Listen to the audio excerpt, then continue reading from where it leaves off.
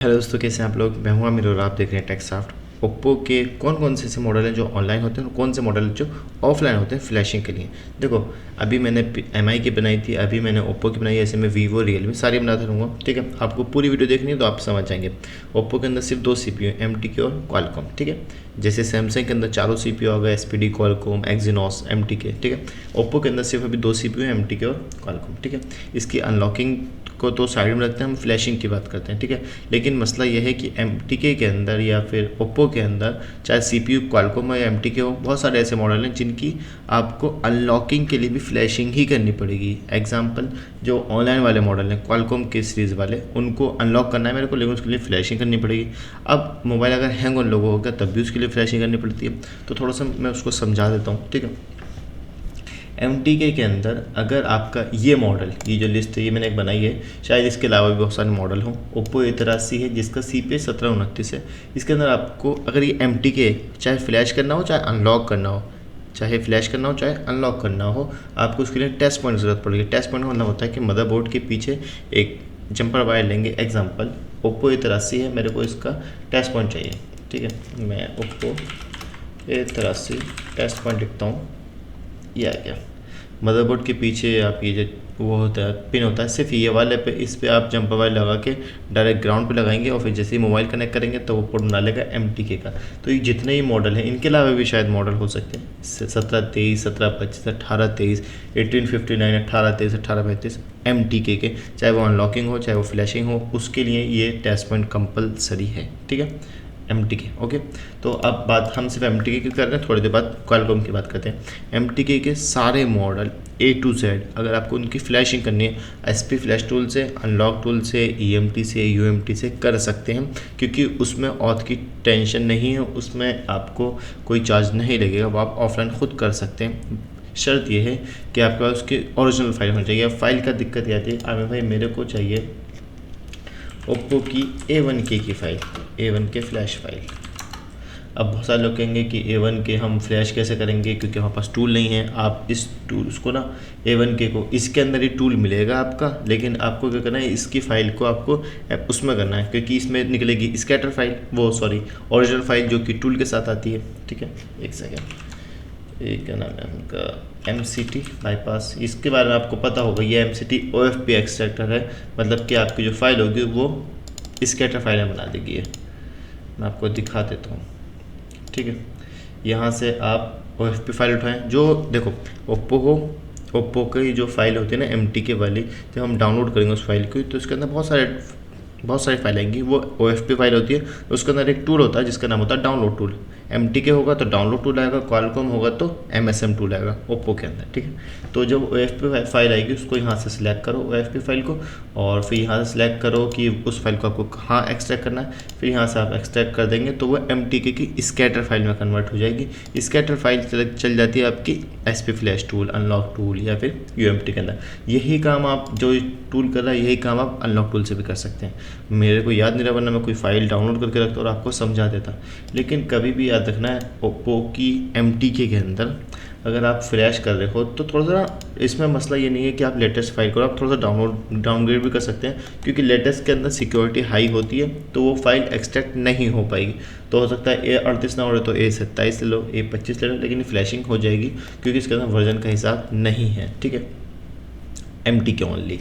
ठीक है, MTK के ये कुछ मॉडल हैं, जैसे कि हम अभी ओप्पो का मैं वो देख रहा था विकीपीडिया, तो ओप्पो ने बहुत सारी सीरीज़ निकाली हैं, आप ये देखें, थोड़ा सा आप पढ़ लें। अगर देखो, मेरा कहने से का अलग मकसद है, मैं आपको सिर्फ समझा सकता हूँ, लेकिन अगर आपको इन्फॉर्मेशन चाहिए, पूरी इन्फॉर्मेशन, तो आप ये थोड़ी सी सीरीज़ देख लें, कि आपको थोड़ी सी नॉलेज मिल जाएगी कौन कौन सी सीरीज़ निकाली है ओप्पो ने। अब एग्जाम्पल मैं आपको दिखा देता हूँ। देखो, यहाँ आप देखेंगे, ये रहा ओप्पो का F17 है जो कि 2020 में आया था, 2 सितंबर 2020 को आया था। और ये ओप्पो का F17 प्रो आया था, ये भी इसको आया था। लेकिन F17 के अंदर इन्होंने क्या निकाला, क्वालकॉम निकाल दिया, और F17 प्रो के अंदर MTK निकाल दिया। अब MTK वाले को तो मैं अनलॉक कर सकता हूँ, लेकिन इसको अनलॉक नहीं कर सकता। ये कैसे होगा, ये या तो UEFI से होगा, या फिर EasyJetX होगा, या फिर ऑनलाइन वाला होगा। ठीक है, तो जो क्वालकॉम है वो नहीं होता। जैसे कि F19 है, ये क्वालकॉम निकाल दिया, F19 प्रो MTK निकाल दिया। ठीक है, तो तो यहाँ से आप CPU चेक कर सकते हैं। ओप्पो A31 MTK निकाल दिया, अब A9 2020 क्वालकॉम निकाल दिया, या फिर A5 2020 ये क्वालकॉम वाले हो गए। ओप्पो का A12 इन्होंने MTK निकाल दिया, ठीक है। A92 A52 ये क्वालकॉम निकाल दिया। तो क्वालकॉम जो बड़े मॉडल हैं, एग्जांपल A3s के बाद जितने क्वालकॉम के मॉडल आए हैं वो सारे के सारे ऑनलाइन होते हैं। अब ऑनलाइन का मसला ये है, MTK मैंने आपको बता दिया। क्वालकॉम में आपको अगर फ्लैशिंग करनी है उन मॉडलों की, आप चाहते हैं भाई क्वालकॉम के बहुत छोटे मॉडल, जैसे कि कैसे बताऊँ आपको मैं, आप किन मॉडल की फ्लैशिंग कर सकते हैं क्वालकॉम में, आप कर सकते हैं, एक सेकंड, हम अनलॉक टूल में चलते हैं, ओप्पो पे सिलेक्ट करते हैं, जो यहाँ पे क्वालकॉम का दे रखा है, यहाँ पे आप देखें स्नैपड्रैगन दे रखा है। A37F की फ्लैशिंग आप इस टूल से कर सकते हैं, और A53 2016 वाला, नॉट 2020, उसको नहीं करें, स्नैपड्रैगन मतलब कि छोटे मॉडल, इसको आप फ्लैशिंग कर सकते हैं, ईजिली हो जाएगी, कोई मसला नहीं है। फाइल वगैरह GSM mafia repair by mobile पे आपको मिल सकती है, ठीक है। लेकिन बात आ रही है कि भाई MTK के अंदर जैसे कि ये ओप्पो A15 है, A12s है, इन सबों की फ्लैशिंग हो जाती है, लेकिन फ़ाइल जो होगी ना वो ओरिजिनल होगी। मैं एक मिनट डाउनलोड कर ही लेता हूँ, मैं GSM माफिया से एक फ़ाइल लगा देता हूँ, इतने हम बात करते हैं, और ये हो गई 5 GB फाइल ले गया, तो बहुत बड़ी फाइल हो गई। चलो लगा देते हैं, शो फाइल करते हैं, और इसको यहाँ से लिंक कॉपी करते हैं, यहाँ से आप IDM कॉपी कर लीजिए। मैं आपको समझा दूंगा कि ये फ़ाइल के अंदर क्या निकलेगा और आप इसको फ्लैशिंग कैसे कर सकते हैं। फ्लैशिंग में एरर आता है तो उसका सॉल्यूशन क्या होता है, प्रॉब्लम क्या है, ये सेट में प्रॉब्लम आई किस कंडीशन में है, ये चीज़ आपको देखनी है। कहीं ये तो नहीं है कि हार्डवेयर प्रॉब्लम और आप सॉफ्टवेयर में लगे हुए हो तो उसमें मसला बन जाएगा, ठीक है। तो भाई MTK की बात हो गई। क्वालकॉम की बात करते हैं। क्वालकॉम की फ्लैशिंग सिर्फ छोटे मॉडलों के आप किसी भी टूल से कर सकते हैं, लेकिन जो बड़े मॉडल है उनकी चाहे अनलॉकिंग हो चाहे वो फ्लैशिंग हो, चाहे अनलॉकिंग हो। लेकिन सुनो, जैसे कि ओप्पो का F17 हो गया या फिर F19 हो गया या ओप्पो A53 हो गया लेटेस्ट वाला, उसका अगर हैंग ऑन लोगो सेट आता है तो उसकी फ्लैशिंग मत करवाया करो। उसके मसला ये है क्योंकि वो अनलॉकिंग ही नहीं हो रहा है। अनलॉकिंग के लिए वो चार्ज 3035 जा रहा है, क्योंकि ओप्पो को जो टूल है MSM टूल, उसका रेट बहुत ज़्यादा हाई है, तो उसके अनलॉकिंग का चार्ज ही 3000 है, तो वो फ्लैशिंग से कोई फ़ायदा नहीं है। हाँ, अगर कोई सर्विस सेंटर वाला बंदा मिल जाता है या फिर कोई UEFI से या फिर EasyJet से उसको फ्लैश करता है या फिर अनलॉक करता है, तो उसमें आप कुछ गुंजाइश हो सकती है, रिस्क ले सकते हैं इस चीज़ का। लेकिन मेरी राय ये है कि जो मॉडल अनलॉकिंग नहीं हो रही हो उनको फ्लैशिंग मत करवाया करो, ठीक है। ये तो खैर बहुत टाइम लगाएगा, आज नेट स्लो चल रहा है। मैंने आपको बता दिया MTK का अगर फाइल को आप एक्सट्रैक्ट करते हो तो ये टूल यूज़ कर लो या फिर उसका अनलॉक टूल यूज़ कर लो, ठीक है। बस एक ये बात थी, अभी आप समझ गए होंगे कि ओप्पो के। क्वालकॉम तो भूल जाओ, क्वालकॉम की जो मॉडल ऑनलाइन वाले हैं A3s के बाद, चाहे वो सुनो A3s सेट है, एक तो होता है उसके अंदर अनलॉकिंग के लिए भी UEFI से या फिर ऑनलाइन टूल यूज़ करना पड़ेगा। UEFI का मतलब है कि 5 ISP उठाओ, उसके बाद वो अनलॉकिंग करो, उसका प्रोसेस अलग है। अगर वही सेट हैंग ऑन लोगो हो गया अपडेट के बाद या फिर फॉर्मेट करते हुए बैटरी रिमूव हो गई या फिर बैटरी डाउन हो गई, तो अब उसके लिए फ्लैशिंग करनी है। अब वो फ्लैशिंग कैसे करोगे, UEFI से करोगे या ऑनलाइन करोगे, तो उसमें रिस्क होता है, क्योंकि ऑनलाइन वाला जो सेट था उसमें फ्लैशिंग हो गई तो आपका चार्ज कट गया, इसका मतलब ये है, ठीक है। तो क्वालकॉम के अंदर चाहे बड़े मॉडल हो, चाहे वो अनलॉकिंग के लिए आया हो चाहे वो फ्लैशिंग के लिए आया हो, प्रोसेस सेम ही होगा, ठीक है।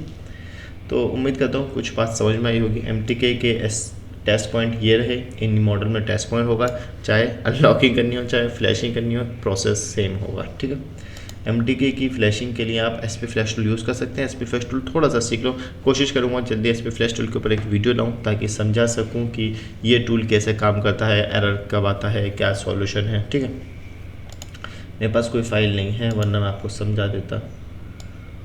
ओप्पो की एक मिनट देख लेते हैं, CPH कोई पड़ा हुआ हो तो अच्छा। तो एक चीज़ और आपको दिखाता हूँ, ये है CPH 1723, आप ये देखें, मैं आपको दिखा देता हूँ एक चीज़। चलो एक फाइल आएगी ना CPH 1723,